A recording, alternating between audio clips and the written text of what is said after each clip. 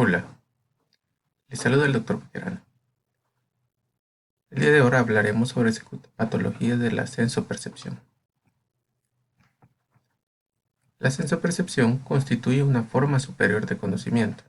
Supone la conciencia de los objetos, las cualidades o las relaciones que siguen a la estimulación de los órganos periféricos de los sentidos visuales, auditivos, olfatorios, gustativos, táctiles y anestésicos. Entonces, la sensopercepción es aquella función psíquica por la que captamos e identificamos el mundo externo y la propia corporalidad. Es la forma como nosotros, pues, logramos captar el mundo a través de lo sentimos y le damos significado. Supone una percepción sensorial del objeto externo que está en el espacio real y la representación del mismo en el espacio mental subjetivo. No todos podemos percibir lo mismo a través de los diferentes estímulos. Tenemos que entender que así esta tiene dos secuencias sucesivas. O sea, la sensación es el impacto del estímulo sobre el canal sensorial y la percepción, el acto de captar e introyectar la realidad. La realidad que para muchos es una y para otros es otra. Así, si nosotros vemos una luz roja, pues esa luz roja para algunos puede significar peligro, para otros puede significar precaución, para otros puede significar seducción. Entonces, no quiere decir que nosotros vamos a tener la misma percepción con el mismo estímulo. Es algo que influye en muchos factores. Percibimos a través de los 5 sentidos y 3 funciones sensoriales más, que es el sentido sinestésico, el sentido del equilibrio y la percepción visceral. Todos estos interaccionan para así darle una percepción diferente a cada persona. El proceso perceptivo es un proceso complejo en el que implican diversas estructuras. Así, uno, el estímulo externo que es captado por los diferentes receptores sensoriales, el órgano sensorial correspondiente a cada sentido. Si para la audición es el sistema auditivo, por el, por el oído, ¿verdad? De los receptores parten vías nerviosas sensoriales hacia el sistema nervioso central, el nervio periférico como transmisor de los estímulos. Los estímulos se reciben inicialmente en áreas de recepción corticales. Posteriormente pasa a las áreas de proyección sensorial secundarias gnósticas, que se encargan del reconocimiento de los estímulos. A continuación se activan las áreas de asociación, que calibran la información recibida en función de los datos almacenados previamente en la memoria del estado afectivo, de la inteligencia y del pensamiento. Y por último entran en acción las áreas de representación. Así pues, podemos ver cómo los eventos del presente, así como del pasado y toda esta experiencia de vida que hemos vivido, interaccionan para generar la percepción. Así pues, si nosotros tenemos alteraciones en esta sensopercepción, empiezan los, las características psicopatológicas que nosotros tenemos que saber identificar para así poder reconocer cuando algo está fuera de lo normal, algo patológico. Tenemos las alucinaciones psicosensoriales, o sea, las alucinaciones verdaderas o puras, en las que se caracterizan por una ausencia de objeto o estímulo inductor de la percepción, o sea, no va a haber un estímulo. Vivenciada en el campo de conciencia externo al sujeto, o sea, el espacio exterior, nunca la refieren en su cuerpo. O sea, nosotros vemos a través de un espacio sensorial y no podemos ver atrás de la cabeza porque eso está fuera del campo sensorial. Las alucinaciones verdaderas están dentro del campo sensorial. tienen un convencimiento absoluto de la realidad. O sea, es imposible a través eh, de la crítica, a través de la reflexión, lograr que ellos tomen conciencia. Es imposibilidad de ejercer un control voluntario sobre el fenómeno. O sea, ellos no tienen capacidad de control y tampoco del grado de intensidad que, en que se va a presentar. O sea, son independientes del grado de la intensidad de la luminiscencia. Hay una independencia, una autonomía de la intensidad.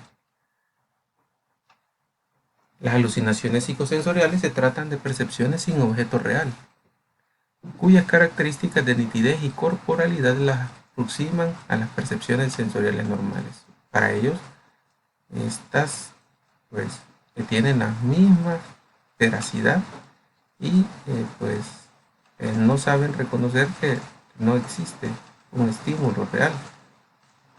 Subjetivamente una alucinación es indistinguible de una percepción normal. No pueden criticar estas como reales o irreales. La única señal para el sujeto que la padece de que se trata de una alucinación es la imposibilidad de compartir su experiencia con los demás. Su carácter psicopatológico se debe a que no existe en el campo de conciencia un estímulo real que lo provoque. O sea que en el exterior no hay nada que esté originando estos estímulos. En el sujeto no hay duda de lo vivenciado y no podemos nosotros sacarlo de este pensamiento. Ellos no saben reconocer o diferenciar que estas son experiencias que viven internamente y que no son compartidas por otros. La conducta del sujeto es consecuentemente con la experiencia alucinatoria. Nosotros, a través de la percepción, nosotros somos reactivos. Si yo siento que una persona me está agrediendo, pues yo me defiendo y pues agredo. Si yo siento que una persona me está criticando, yo puedo aislarme y esto va generando más disfuncionalidad en los pacientes y va haciendo que se vaya cronificando este tipo de conductas y se vayan fortaleciendo estos pensamientos y estas alucinaciones. También tenemos las alucinaciones psíquicas o falsas o pseudoalucinaciones. Esta se caracteriza porque el paciente no la relaciona con ninguna modalidad sensorial, o sea, no está relacionado con eh, las características que tienen los sentidos. Suelen ser en la mente del enfermo y son difíciles de separar de otros procesos delirantes. Son parte de los procesos psicóticos que vienen a evidenciarse en la psicopatología, se viven reales y el paciente no tiene conciencia de lo absurdo que puede ser el discurso que están manifestando. Tenemos también la ilusión patológica, que es la presencia efectiva de un dato sensorial con deformación de lo percibido. O sea, en las ilusiones nosotros sí tenemos estímulos, pero se perciben de una forma no. Pueden ser por problemas neurofisiológicos, emocionales y algunas características de la personalidad pueden llevar a que sea más factible que sucedan. Así, tenemos una presencia real de un estímulo u objeto y lo deforma a través de la percepción. Hay ausencia de convencimiento absoluto de realidad, o sea, eh, puede ser criticado, pero existe un cierto grado de reticencia y es corregible en los sujetos sanos. O sea, nosotros al hacer una retrospectiva, pues podemos llegar a una conclusión que es algo que no es real, que fue deformado por la mente. Según Jaspers, la imagen ilusoria proviene del déficit en la capacidad atencional, o sea, en pacientes somnolientos, omnibulados y confusos. Estos pacientes, pues, al tener problemas confusionales, pueden experimentar ilusiones frecuentemente. También puede darse en sujetos sanos con fatiga extrema, en las crisis de pánico, en los casos de intoxicación por alcohol y otros tóxicos. Aquí entran pues también factores neurofisiológicos y problemas mentales. Y también en los estados afectivos emocionales, que aquí se vienen a definir como ilusiones catatímicas y consisten en la participación de la emoción en el mecanismo de deformación de lo percibido. Si nosotros estamos alterados emocionalmente, pues es más fácil que nosotros distorsionemos lo que nosotros estamos sintiendo. También interviene la sugestionabilidad de la persona y aquí quizás son esas características de la personalidad que comentábamos las que vienen a ser factores determinantes para que se den estos eventos de presentar ilusiones. ¿Hay algún tipo de ilusión inducida voluntariamente que ocurre muy frecuentemente? Ya lo habrán podido experimentar ustedes, que se denominan como pareidolias.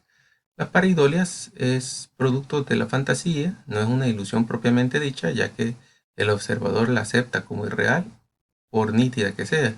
Las pareidolias son esas imágenes que nosotros formamos en las nubes o en las manchas que pueden estar en el piso o en las paredes. Nosotros le damos un sentido, una imagen de una cara, una imagen de un castillo, animales. Entonces, nuestra mente pues tiene esa característica que nosotros a veces pues a los estímulos la mente tiende a darle forma y pues es algo que vamos a ver más adelante que puede llegar a ser algo que sea importante pues determinar y reconocer porque en algunos casos en donde las percepciones son deficientes pueden existir también problemas psicopatológicos. También tenemos las alucinosis, que se caracterizan por ser una verdadera percepción sin objeto, que en el momento de producirse es adecuadamente criticada por el sujeto, que vive el fenómeno como patológico. O sea, estas alteraciones sensoperceptuales son producidas de una manera en la que no hay un estímulo que las provoca, pero sí son criticadas por el paciente, por la persona que las está vivenciando y pues le generan un gran malestar y ellos pueden reconocer que no son normales, que es algo producto de algo que se los está provocando. La alucinosis es un estado de espíritu en el alcoholismo, en estados orgánicos cerebrales y en estados crepusculares. Por ejemplo, pueden vivenciar la experiencia de estar viendo al diablo, de sentir algún otro tipo de alteración como alucinaciones auditivas. Las características psicopatológicas de las alucinosis son alucinaciones intensas, especialmente auditivas, visuales, con gran pregnancia, o sea que la piden muy reales, son para ellos difíciles de evitar, eh, pues ponerles atención, de evitar ponerles atención. Tienen presentación variable en oscilaciones y cambios dependiendo del contexto del estímulo. Así pues pueden ser alucinaciones eh, de lugares, de amenazas, pueden ser alucinaciones de, de voces que han escuchado en el pasado. Y pueden ser diferentes tipos de manifestaciones. Son egodistónicas, o sea, no integradas en la personalidad del paciente, son criticadas, eh, tienen conciencia de la irrealidad, que es la característica determinante de la alucinosis, y la naturaleza invariablemente orgánica, o sea, son alucinaciones neurológicas, productos eh, generalmente de consumo de sustancias como el alcohol.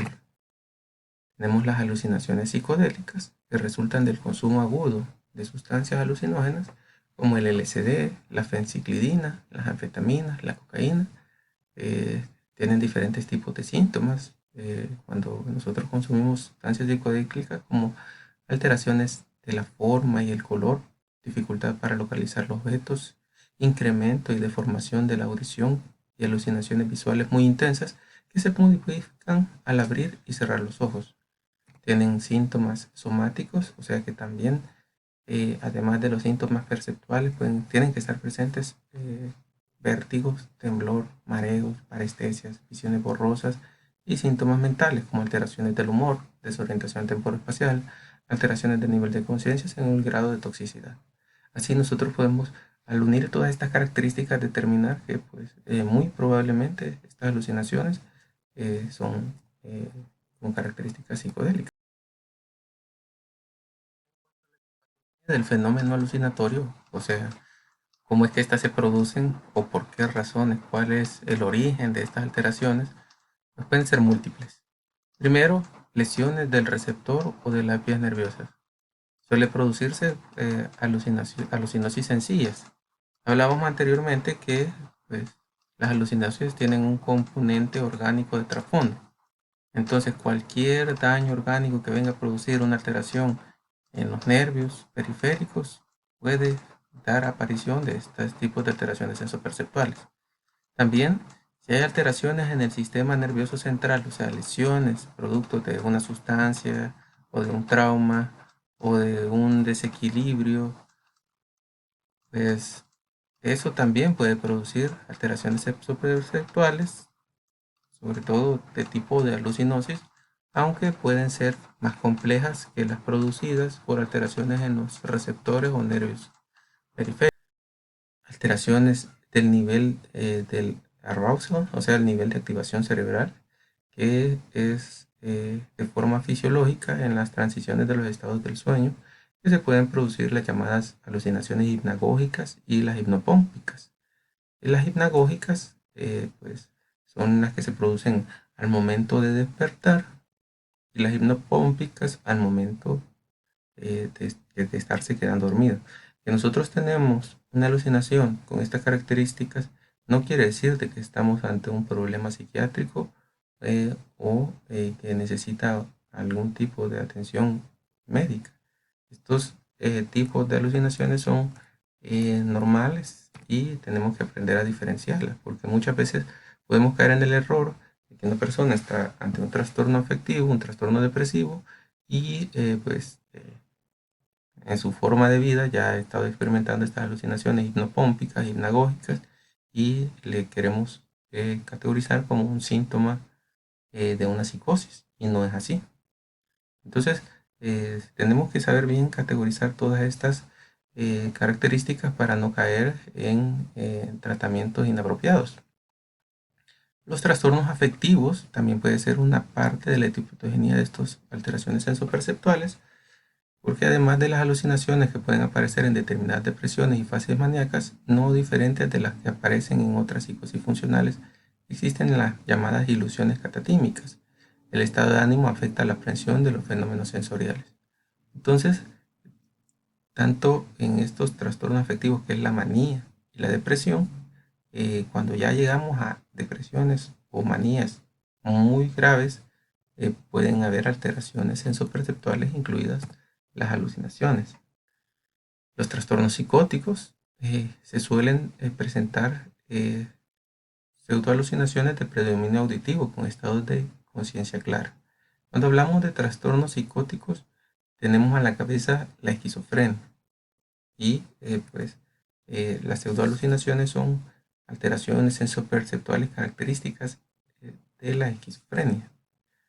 La presencia de estas alteraciones nosotros la vamos a lograr explorar propiamente a través del canal sensorial que aparece. Alucinaciones, propiamente las alucinaciones reales son dentro del campo sensorial. Y si no están dentro del campo sensorial, pues, por ejemplo, si nosotros vemos cosas detrás de nuestra cabeza, no está dentro de nuestro campo sensorial, pues lo tendríamos que caracterizar como una pseudoalucinación. También es importante definir la intensidad y la frecuencia con que aparecen, el contenido y las características del mismo, o sea, nosotros tenemos que, además de saber determinar qué tipo de alteración sensoperceptual, también tenemos que describir las características de las alucinaciones, porque bien unas alucinaciones auditivas de la manía o de la depresión no son típicas en su contenido como la de la esquizofrenia, son diferentes. Y entonces, al lograr describir el contenido, nosotros vamos a poder orientar mejor nuestro diagnóstico. La credibilidad por parte del sujeto, es decir, el grado de convicción ante las alteraciones sensoperceptuales alteradas, pues también es importante, porque aquí nosotros logramos definir si la persona tiene crítica de la alteración sensoperceptual que es falsa y que sabe que es falsa o no sabe que es falsa.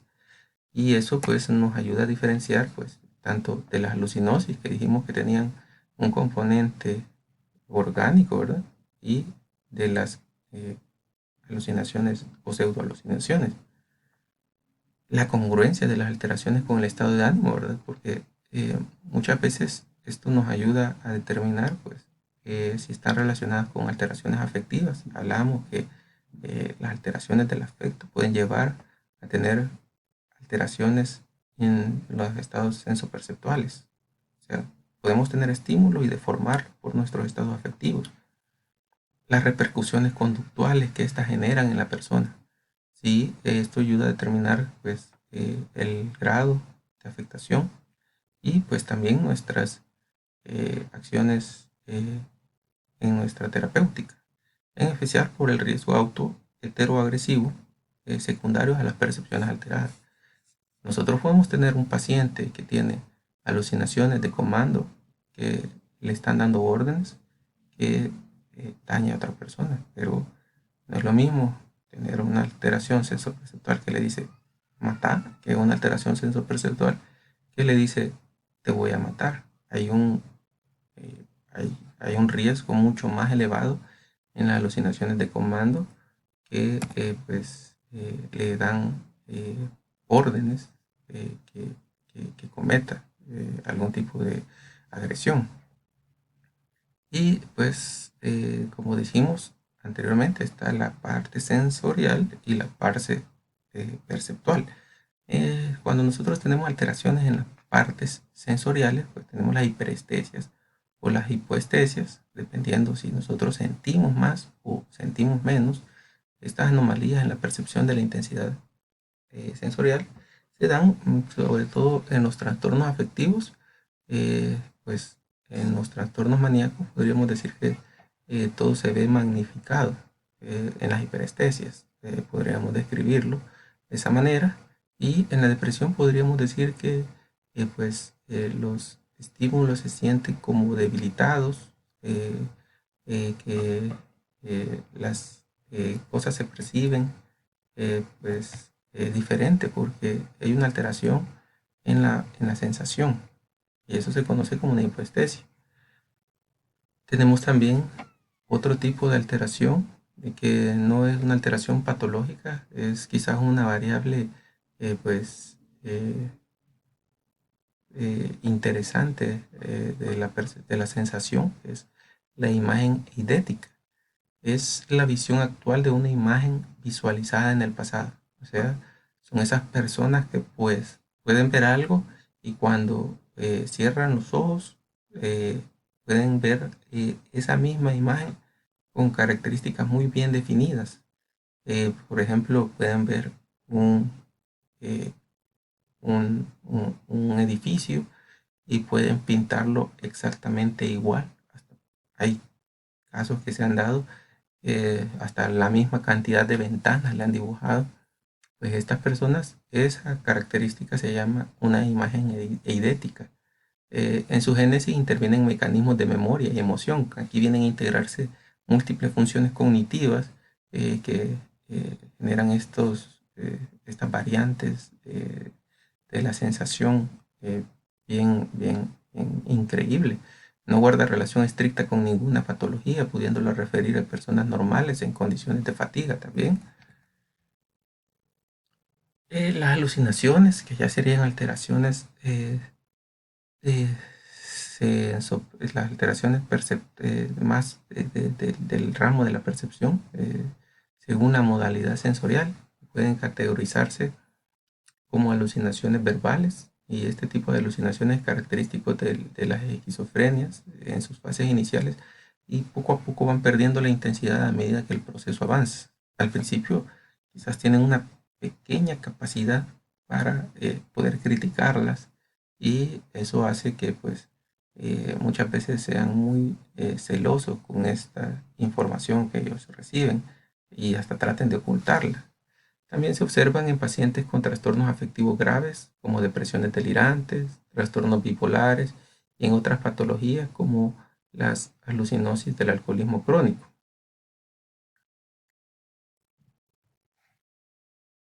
El esquizofrénico oye voces que hablan y dialogan entre sí sobre sus pensamientos. O sea, a veces le pueden dar hasta eh, identidad a las diferentes voces que escuchan. Entonces, pueden categorizarlos. El bueno, esa es la voz buena, esa es la voz mala, pero hay un diálogo que muchas veces tiene influencia en el actuar de las personas. Se sienten sujetos de las argumentaciones de las voces, eh, o sea, que los influye en su actuar. Las voces suelen comentar algunas de las actividades del paciente, estas pueden llegar a criticarlas, y pues estas características de la esquizofrenia son las voces que repiten los pensamientos del paciente en voz alta también. Una de las características de la esquizofrenia es que existe el eco del pensamiento, o sea, escuchan voces en donde el paciente escucha sus propios pensamientos, y las alucinaciones imperativas que comentábamos, que le dan órdenes, le dicen, eh, ese no es tu papá, eh, esa persona te quiere hacer daño, eh, deberías de defenderte, agredir. El sujeto se siente controlado por la experiencia alucinatoria, concluyendo que debe existir algún tipo de fuerza capaz de ejercer ese control. A veces, pues, puede ser tan eh, influyente que pues, pueden tomar decisiones hasta como lastimarse a sí mismos para evitar pues, que tome control de sí mismo la voz que están escuchando. La pérdida de juicio de realidad es inevitable, por lo que rara vez habla de sus alucinaciones. Es lo que comentábamos, que pues cada día se va entrando más en este mundo fantasioso, irreal, y pues ya no pueden tener control de su sentir, y llega el punto en donde pues eh, viven en su delirio, en sus alucinaciones. Y la esquizofrenia, estos fenómenos ocurren con absoluta claridad de conciencia y ausencia de patología del humor. O sea, generalmente estos síntomas de alteraciones sensoperceptuales eh, no se caracterizan porque esté presente la depresión o la alegría, sino que hay un aplanamiento afectivo, una falta de emociones. Este tipo de alucinaciones pueden poseer la característica de estructurarse según el discurso delirante, y lo cual diferencia de otras alucinaciones.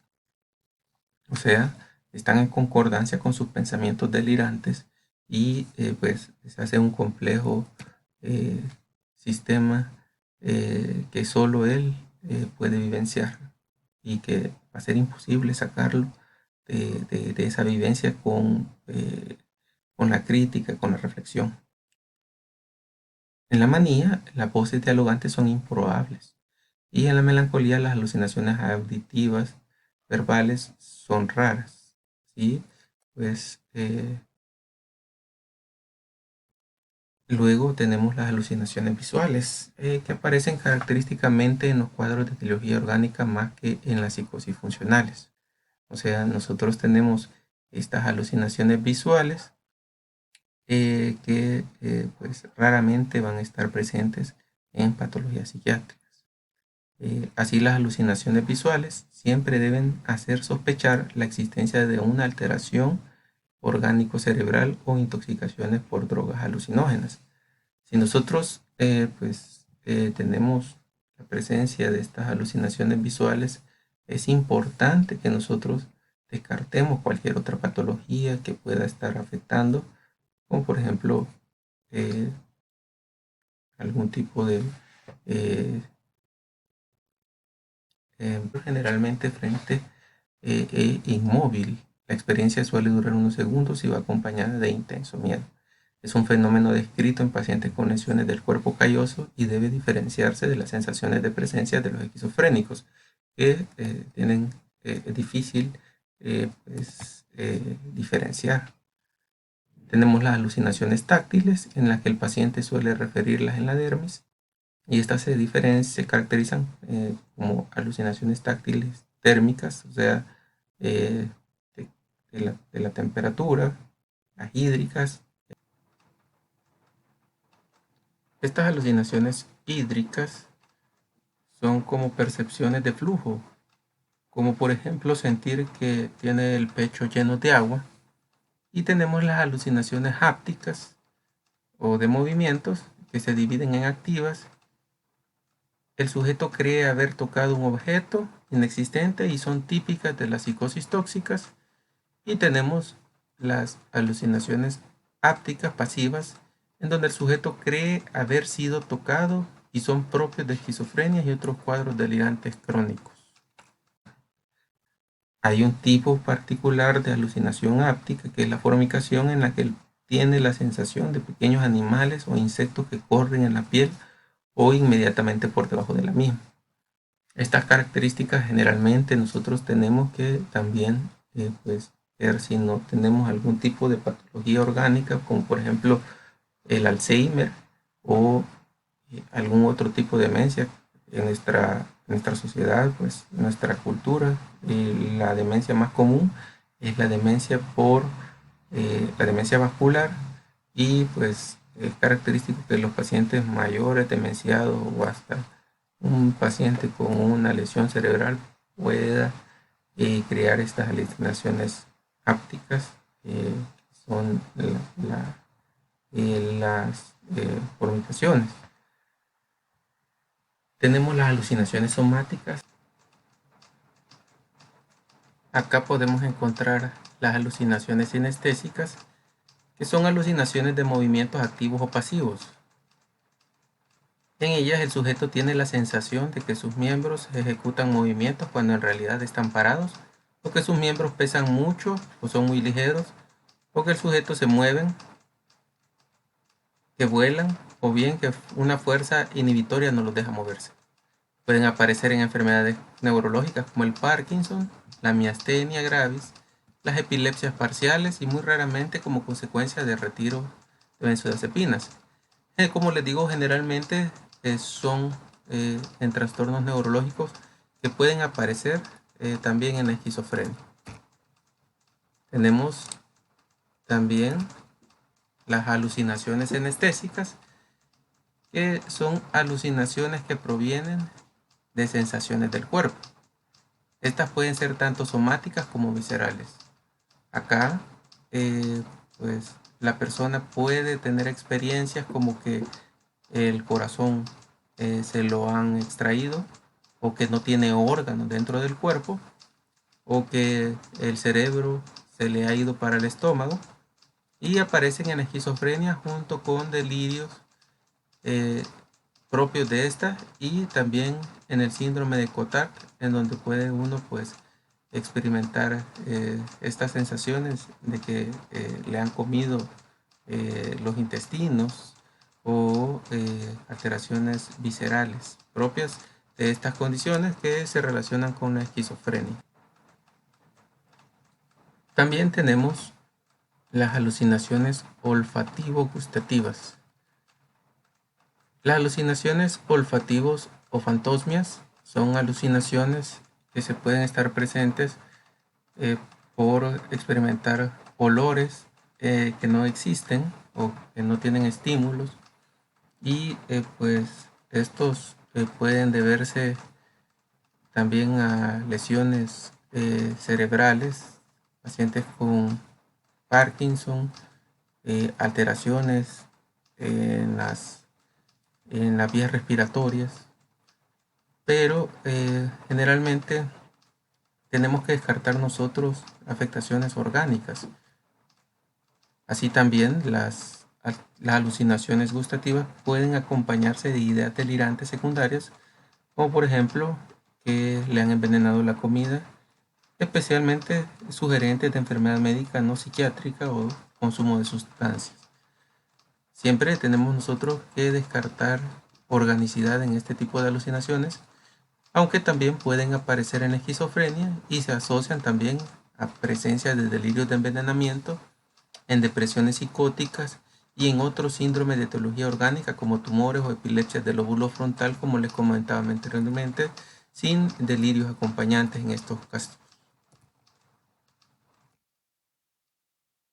También tenemos las alucinaciones extracámpicas que se experimentan fuera de los límites del cuerpo sensorial, o sea, fuera del campo visual. Sé que hay alguien detrás de mí y aunque no lo vea, noto su presencia. Si nosotros pues analizamos esta frase, pues no podemos en nuestra capacidad sensorial ver personas detrás de nuestra cabeza. Si sale de esta capacidad de nuestra sensación. Entonces, por eso el término de alucinación extracámpica, porque está fuera del campo sensorial. Puede aparecer en las esquizofrenias, en las epilepsias y otros cuadros de etiología orgánica. Pues algunos lo describen como una alteración sensoperceptual aparte y hay otros tratados que lo categorizan también como una pseudoalucinación.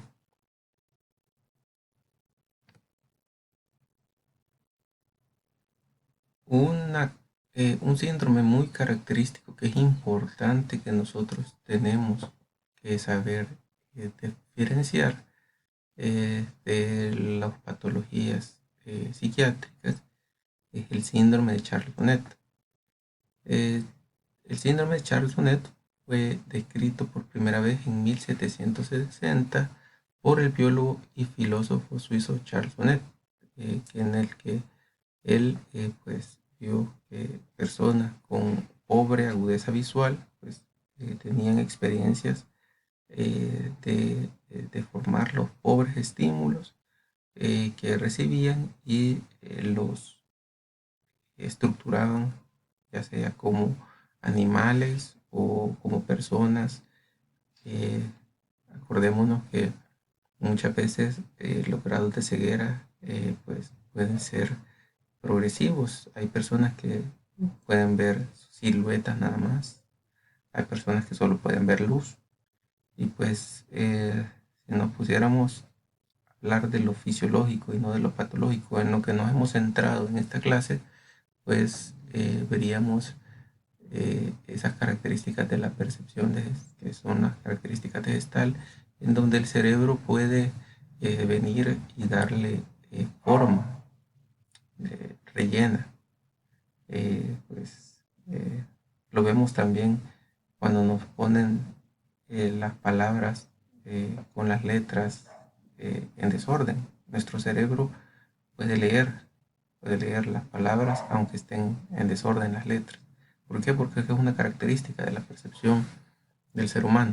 Así, estas personas que tienen pues estímulos eh, inconclusos, pues pueden llegar a presentar eh, alucinaciones. O sea, es una entidad clínica caracterizada por la presencia de alucinaciones visuales complejas en pacientes ancianos con disminución de la agudeza visual en ausencia de trastornos cerebrales, psiquiátricos o farmacológicos.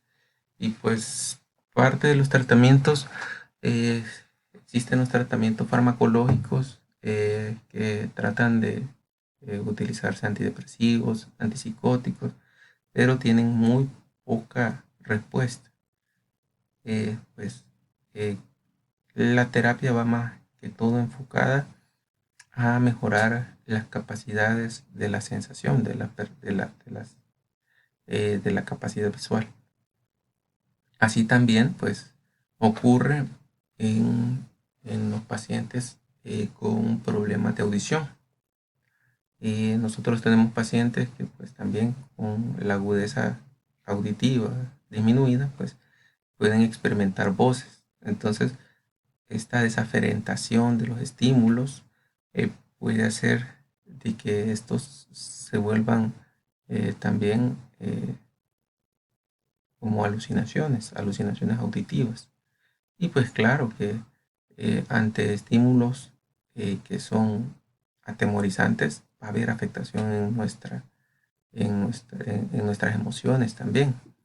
Es por eso que también en estos pacientes con alteraciones auditivas es bueno que también se promueva una mejor capacidad auditiva a través de los aparatos, a través de las operaciones, que pues mejorando la audición tienen que desaparecer estas alteraciones sensoperceptuales, podríamos decirlo, pero que están desligadas de los trastornos mentales y trastornos